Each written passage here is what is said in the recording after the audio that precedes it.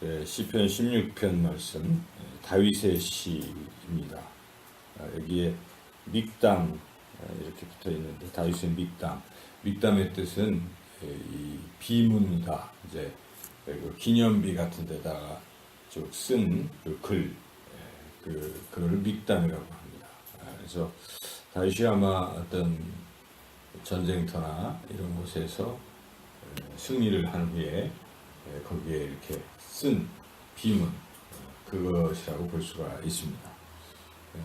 그래서 지금 본문을 쭉 한번 읽으면서 지금 다윗이 어떤 상황에 처해 있을까를 생각해 보면, 다윗은 아마 어떤 큰 위기에, 죽음의 어떤 위기에 처해 있을 것이다, 이렇게 상상을 할 수가 있죠. 1절부터 지켜주십시오, 주님께 피합니다, 이런 것으로 봤을 때 그런 어떤 상황이죠. 그리고 특별히 지금 8절에 흔들리지 아니할 것이다, 이런 것들이 지금 상황이 그렇다는 것이고, 9절에 육체도 안전히 살리라 하는 것은 육체적인 어떤 지금 불안함이 있다, 이런 것이죠. 그리고 심지어는 10절에 멸망되지 않을 것이다.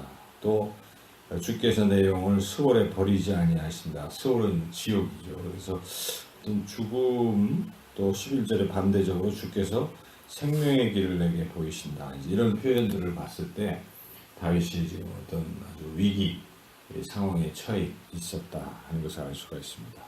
그런 상황에서 다윗이 이렇게 하나님께 기도하며 어떤 이제 승리의 확신을 이렇게 노래한 것이죠. 그래서 그때 쓴 시를 다 승리하고 나서 거기에 기념비를 세우면서 다윗이 이렇게 기록했을 것이다, 그러니까 그렇게 상상할 수가 있습니다.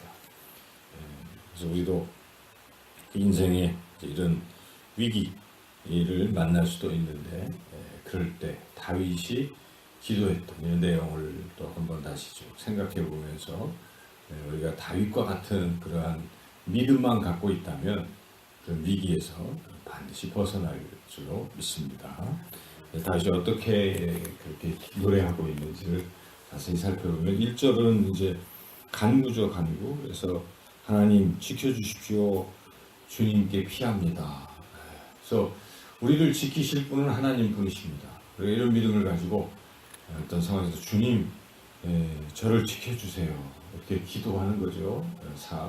사망의 음침한 골짜기로 갈지라도 내가 해를 두려워하지 아니할 것을, 주께서 지팡이와 막대기로 나를 안위하시나이다. 시편 23편의 고백처럼 어떤 상황에서 하나님이 나를 보호하실 것이다, 이런 확신을 가지고 하나님, 저를 지켜주세요, 이렇게 기도하는 것이죠. 그러면서 하나님밖에 없어요, 이 표현이 참 은혜롭습니다. 2절을 한번 읽어보겠습니다.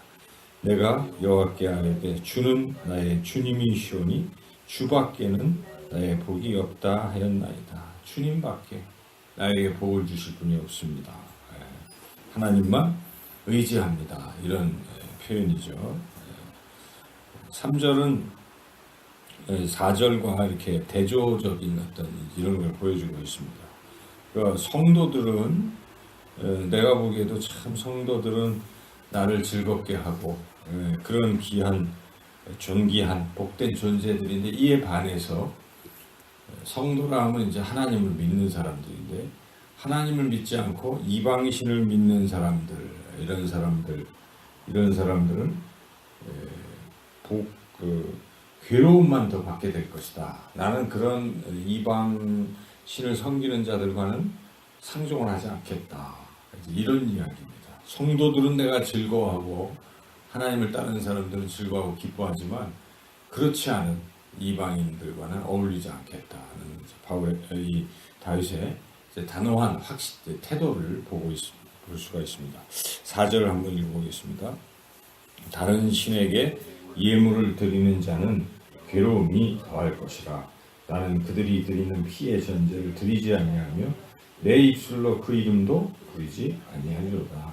그래서 하나님 아닌 다른 거, 이런 이방신, 거기를 쫓아가는, 요즘으로 말한다면 세상의 권력과 세상의 돈 이런 세속적인 것을 쫓아가는 사람들 내가 흉내내지 않고 그들과 함께하지 않겠다. 그들은 결국은 망하는 길로 가는 것이기 때문에 그렇다. 그러나 하나님을 섬기고 따라가는 성도들은 내가 나의 기쁨이고 나는 그들과 함께할 것이다.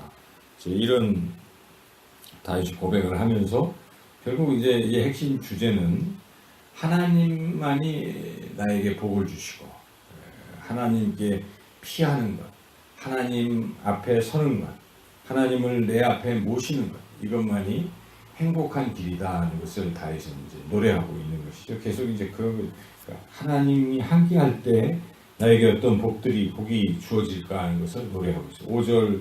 5절과 6절은 하나님이 나에게 이렇게 아름다운 땅을 주실 것이다. 이제 그런 확신이죠. 5절 6절 읽어보겠습니다. 여호와는 나의 산업과 나의 잔의 소득이시니 나의 분깃을 지키시나이다. 내게 줄로 재어준 구역은 아름다운 곳에 있으며 나의 기업이 실로 아름답도다. 기업, 분깃, 구역, 산업 이 다 땅을 말하는 것이죠. 그래서 하나님께서 다윗 자기에게 주신 이 아름다운 땅, 이 기업 이것을 보니까 너무 감사하고 이 땅을 하나님은 또 지켜주실 것이다. 지금 외적이 아마 침입했을 수 있죠. 그런데 하나님이 이걸 지켜주신다. 이렇게 지금 그 믿음을 좀 고백하고 있습니다. 그리고 또 하나님은 지혜를 주실 것이다. 지금 이런 상황에 어떻게 할지 또 지혜도 주실 것이다. 그걸 노래하고 있습니다. 7절을 읽어보겠습니다. 나를 훈계하신 여호와를 송축할지라 밤마다 내 양심이 나를 교훈하도다. 하나님이 나를 훈계해 주시고 그리고 밤마다 양심이라는 것은 나의 이 마음이죠. 내 심령에 하나님이 자꾸 깨우쳐 주시니까 내가 잘 이제 어떻게 해야 될지를 알겠다. 한마디로 하나님이 지혜를 주십니다. 이제 이런 고백이죠. 그리고 또 자기가 결코 흔들리지 않는 이게 참 표현 자체가 은혜롭습니다. 여기 8절을 읽어보겠습니다. 내가 여호와를 항상 내 앞에 모시며 그와 나의 오른쪽에 계심으로 내가 흔들리지 아니하리로다.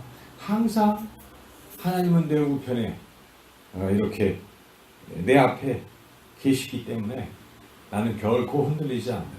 하나님과 함께하는 삶은 얼마나 이렇게 안전한 삶인가 이것을 노래하고 계속 지금 주제는 그런 거예요. 이방신 앞에 있고 이방신을 섬기면 괴로움만 더하지만 그러나 하나님을 내 앞에 모시고 하나님 내 우편에 계시고 그리고 하나님만 바라볼 때는 하나님이 나를 이렇게 보호하시고 지켜주신다. 내가 요동치 않는다. 이런 거죠. 또 얼마나 또 행복한 것인지 9절과 10절을 한번 읽어보겠습니다. 이러므로 나의 마음이 기쁘고 나의 영도 즐거워하며 내 육체도 안전히 살리니 이는 주께서 내 영혼을 수월에 버리지 아니하시며 주의 거룩한 자를 멸망시키지 않으실 것임이니이다. 너무 즐겁다. 하나님이 내 우편에 계시고 하니까 마음도 기쁘고 영혼도 즐거워하고 또 육체도 안전하고 그러니까 지금 영, 혼, 육 이 세 그러니까 자기 전 존재가 기쁘고 즐겁고 안전하고 하나님이 함께 하시기 때문에 그렇다 하면서 10절은 일종의 부활까지도 이야기를 하고 있습니다. 그래서 내가 혹시 죽더라도 스올 지옥에 내 영혼이 지옥에 가지 아니할 것은 거룩한 자를 멸망시키지 아니하시고 다시 또 부활시키시고 이것도 이제 내다보게 합니다. 그래서 이게 사실 시편 16편은 메시아시다. 그래서 그렇게 얘기하지. 예수 그리스도를 통해서 우리가 부활까지도 이룰 것이다. 신약의 저자들이 이런 시편을 인용을 많이 합니다. 16편을. 그래서 우리가 그렇게 또 생각할 수가 있죠. 그래서 하나님이 함께 하시면 결국 우리를 살리신다. 결론은 11절이라고 보겠죠. 11절을 한번 읽어보겠습니다. 주께서 생명의 길을 내게 보이시리니 주의 앞에는 충만한 기쁨이 있고 주의 오른쪽에는 영원한 즐거움이 있나이다. 아까 오른쪽 또 내 앞에 이렇게 하나님이 함께 하실 때는 생명의 길이다. 우리가 찬양을 생명의 길을 보이시는 찬양을 하지 않습니까? 그러니까 생명, 그래서 예수님 말씀은 내가 곧 길이요 진리요 생명이니 나로 말미암지 않고는 아버지께로 올 자가 없느니라. 그러니까 주님, 우리 하나님이 우리를 살리는 분이시다. 이렇게 다윗은 노래하고 있습니다. 그래서 인생의 위기 중에 다윗은 사방에 대적들이 몰려왔을지라도 하나님을 바라고 하나님 나를 살리실 것이다 이런 확신을 노래하고 있죠. 우리의 믿음이 그런 믿음이 되어야 됩니다. 환경을 보고 넘어지고 막 흔들리고 이러는 것이 아니라 요동치 아니하고, 왜냐? 하나님이 함께 하시고 내 앞에 하나님을 내가 모시고 있기 때문에, 하나님이 내 우편에서 나를 붙들고 계시기 때문에 나는 두렵지 않다. 혹시 내가 이 땅에서 죽더라도 하나님이 나를 부활시키시고 영생을 주실 것이다 이런 확신, 다윗의 확신이 우리 모두의 확신이 되시기를 주님의 이름으로 축원합니다.